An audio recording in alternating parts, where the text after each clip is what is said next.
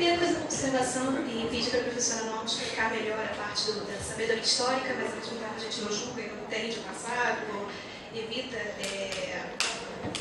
tirar grandes noções disso, e usar isso para fazer um gancho já para a minha pergunta mais diretamente, que é o seguinte: eu sinto nesse ponto da chave 2, uma espécie de alguma maneira, uma noção de continuidade em relação ao trabalho da administração vigente.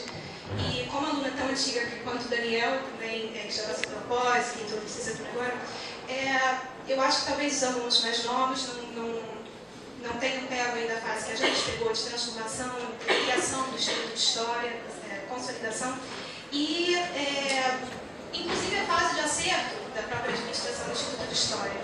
Mas, bom, a gente tem memória, né? Eu acho que houve, sim, diversos episódios em que foi muito problemática a relação do Instituto com os estudantes, como, por exemplo, o fechamento do CAMA em 2012 e outras questões. Então, eu gostaria mais de que a chapa se definisse, afinal de contas, porque eu acho que está um pouco em cima do muro. Vocês são ou não são, em termos administrativos e propriamente ideológicos, uma continuidade da administração vigente? Essa é a minha pergunta. Manuela, eu só não entendi se você está na pós, você já se formou. Ah, licenciatura, legal. Entendi, Manuela. Tainara, mas eu não sei se eu estou falando o nome dela correto. Desculpe. Tainara. Boa noite. Meu nome é Tayara, eu sou aluna da licenciatura de História, do mestrado em Educação, como a Gabriela. Inclusive, eu me senti muito contemplada, eu levantei a mão para fazer a mesma pergunta que a Gabriela. E é justamente isso. Durante toda a militância aqui dentro do centro acadêmico, a gente teve essa perspectiva de que o mundo acadêmico e o mundo militante eram coisas completamente diversas. E eu realmente acredito que há necessidade de se pensar nas questões políticas que estão relacionadas ao nosso cotidiano. Pensando no nosso cotidiano, eu venho aqui falar também como mulher negra, como mulher eu fui bastante contemplada pela Gabriela, mas a gente vive também aqui na instituição um momento em que a gente foi diretamente questionado por conta de não dar conta dos códigos culturais dessa instituição. Associado a isso, a questão dos códigos culturais, que nós aparentemente não temos, e nós do movimento negro organizado aqui do Instituto, nós entendemos que isso estava dialogando diretamente com a gente, porque a gente vai pensar num recorte de cotas socioraciais, e isso vem para falar diretamente com a gente, quem eram os alunos desse instituto antes e quem são os alunos desse instituto depois. Aliado a isso, a gente tem um momento em que a gente tem um corte direto da Bolsa Auxílio Permanência, que é outra porrada nesses alunos, nesses mesmos alunos, os alunos negros e os alunos pobres que estão entrando nessa instituição. Então, eu queria entender como as duas gestões vão dialogar com essa questão. Obrigada.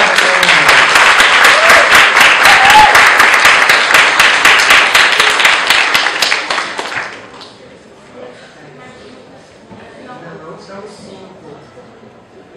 Acabou de 5.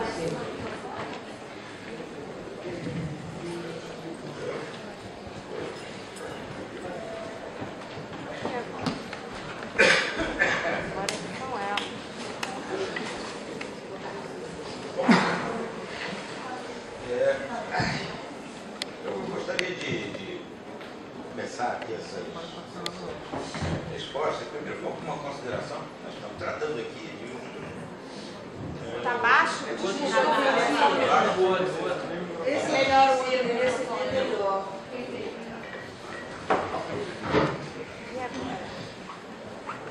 O digital.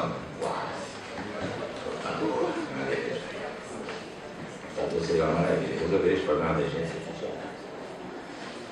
Bom, eu gostaria antes de mais nada de começar como eu comecei basicamente as respostas da parte da manhã, quer dizer, nós estamos aqui, somos professores, nós 4 que estamos aqui, 6 que estão aqui em cima dessa mesa, em cima da mesa, né? E assim, os professores daqui há muito tempo, alguns há mais tempo, outros há menos tempo, em alguns casos específicos somos amigos, enfim, nos conhecemos há muito tempo.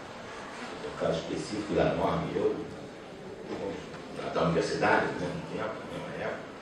E não se trata de maneira nenhuma de ter aqui, ou de viver, ou de vivenciar qualquer tipo de clima que não respeite essa condição.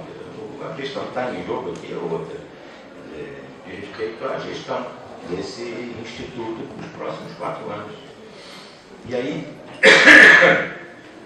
é bastante importante a gente levar em consideração que o trato desse tipo de programa exige maturidade, né, tranquilidade. Então, resolver discutir esse assunto, como a gente está fazendo aqui, como já fez em outras ocasiões. E com relação às perguntas que foram apresentadas aqui, eu gostaria de começar pela última, da Tayara. Olha, de fato, olhando, né, para vocês aqui dentro dessa sala, nós já percebemos com alguma facilidade que, de fato, o público desse curso de História alterou significativamente. Não tanto quanto de outros cursos da universidade, mas alterou de fato. Ou seja, as políticas de inclusão social que foram levadas adiante na última década ou mais, deram resultados efetivos e os resultados estão aqui.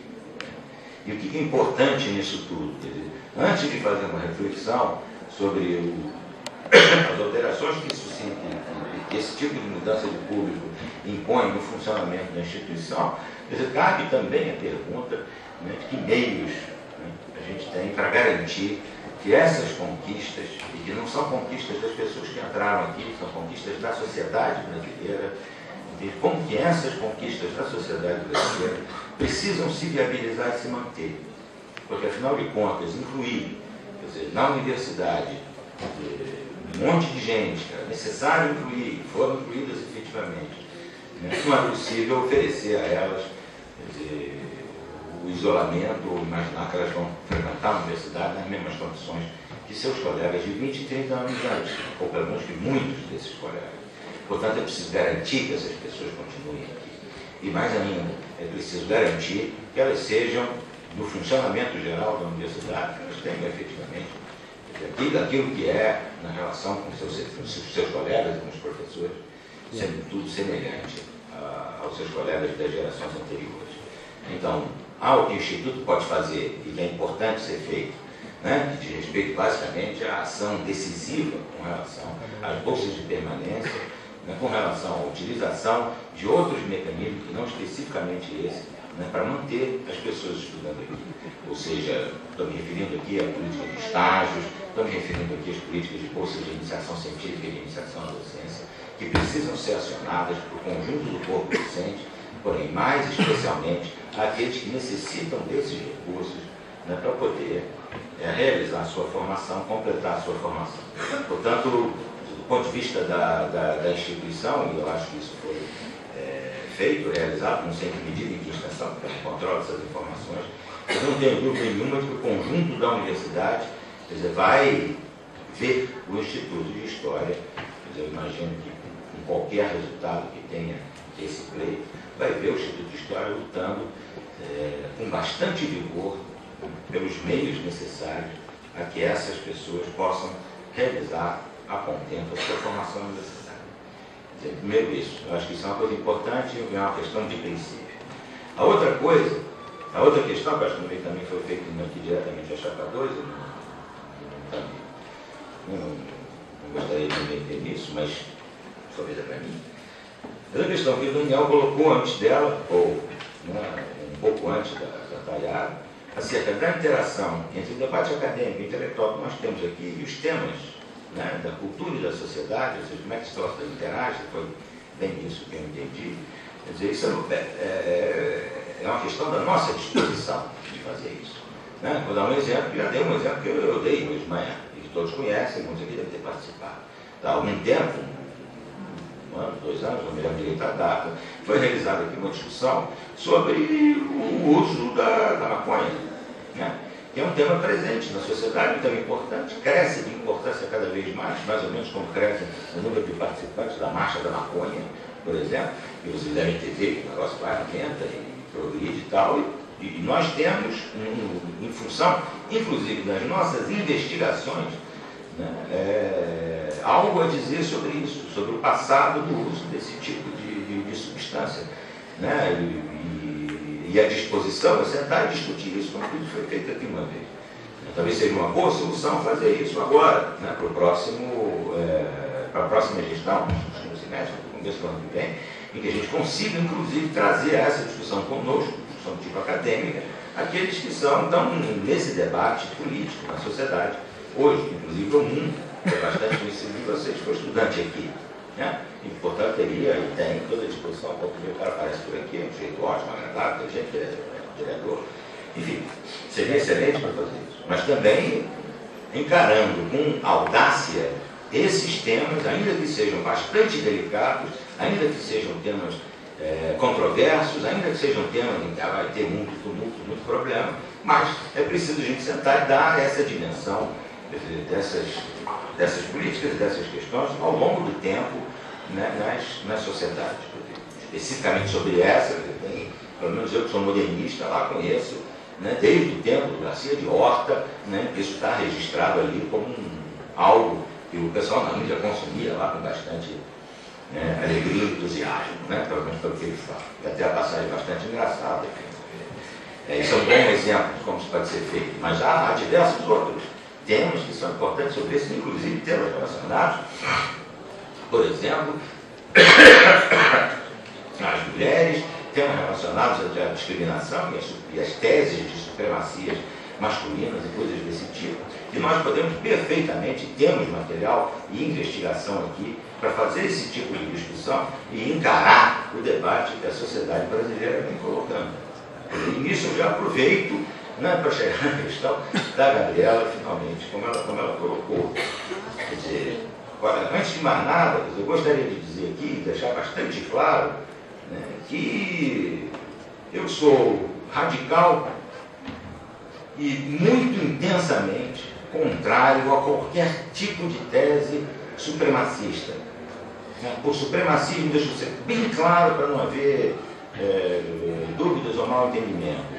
Tá? Eu sou radicalmente contrário à ideia de uma superioridade de qualquer grupo humano sobre outro. Tá? Isso é muito antigo. Isso para mim começou praticamente desde que eu me lembro. E isso que você colocou acerca, por exemplo, né, do assédio de natureza sexual, moral, sexual, que é basicamente o que está importando aqui, isso é uma coisa que está ligada a um monte de problemas, entre eles a falta de educação das pessoas. Então, o que o Instituto pode fazer a esse respeito, mas olha, muita coisa pode ser feita e deve ser feita.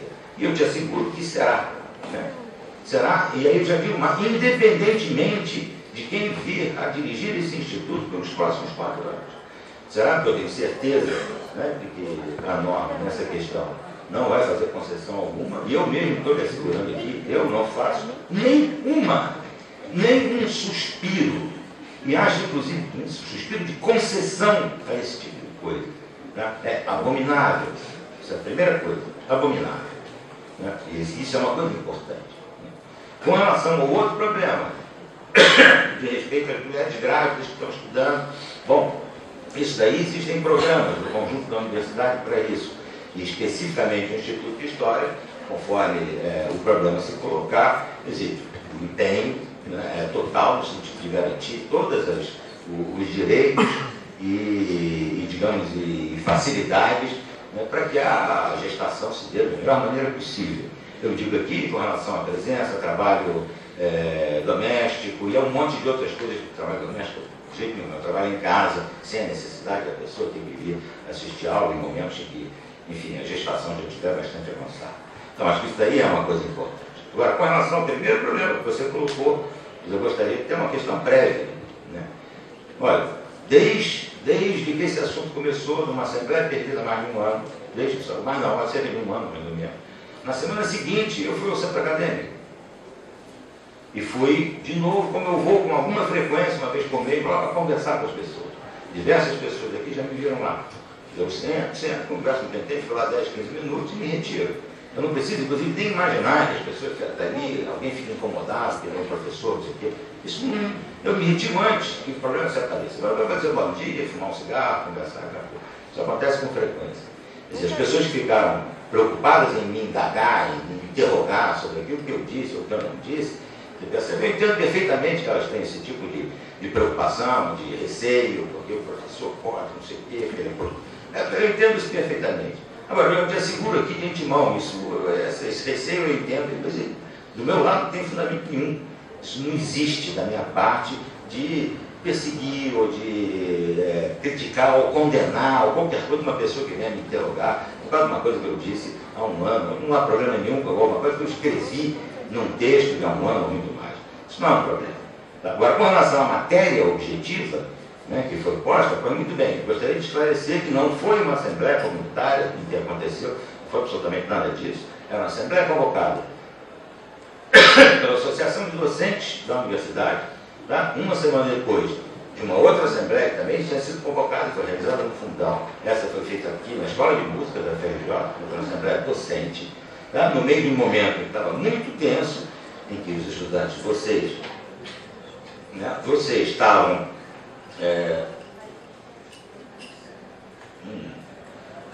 vocês estavam em greve. Eu me lembro de ter feito com você, com a professora Manuela, mas alguns outros estudantes, uma assembleia aqui, uma reunião, que a gente discutiu esses problemas, esses encaminhamentos. Então, houve essa reunião, essa assembleia lá na Escola de Música. Entendi, eu tinha minha posição, já tinha dito aqui para vocês, né? E que, bom, o tempo passou, as coisas mudaram, nós já não foi adiante, né? E fui me colocar na assembleia e lá fui ofendido quando eu estava falando no microfone.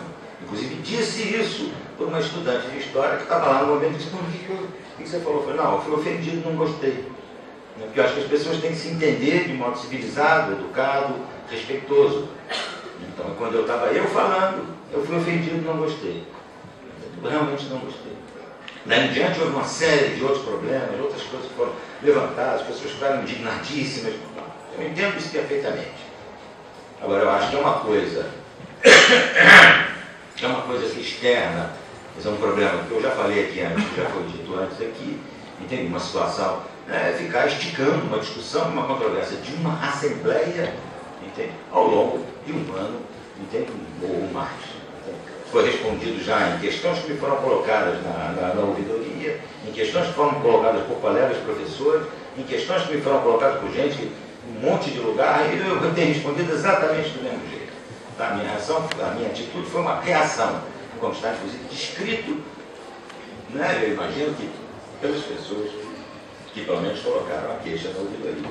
Portanto, para mim é um assunto perfeitamente resolvido. Eu acho que há aí um tremendo de mal entendido, mas que eu entendo perfeitamente que seja assim. Tá? Isso não é, para mim, uma grande dificuldade. O que eu acho importante é sentar aqui, e eu acho que inclusive você sabe perfeitamente disso. Esta tese, né, supremacista é qualquer coisa que eu não, de jeito nenhum não concedo nada. Quando a gente está falando de mulheres, nós estamos falando da metade da humanidade. Portanto, é um negócio muito, muito sério. Qualquer coisa que busque, que tenha sombra de discriminação da metade da humanidade, é um troço que, você me desculpa, para mim é absolutamente inaceitável. Inaceitável. Entende? Agora, existem muitos que são assim. Muitas pessoas que são desse jeito, que acham que as mulheres são inferiores, é preciso combatê-los, é preciso discutir com essas pessoas e mostrar exatamente o contrário. E não tolerar nem um milímetro de qualquer atitude discriminatória. Eu acho que eu não sei se eu respondi, mas pelo menos eu consegui colocar. A sua resposta é ao coletivo de mulheres que se reuniu com mais de 60 mulheres do Instituto. Não a mim, só que você tem ciência de que é uma resposta ao coletivo de mulheres da história. Eu acabei de dar a resposta. Ao coletivo de mulheres, com 60 mulheres. Só isso. Perfeito.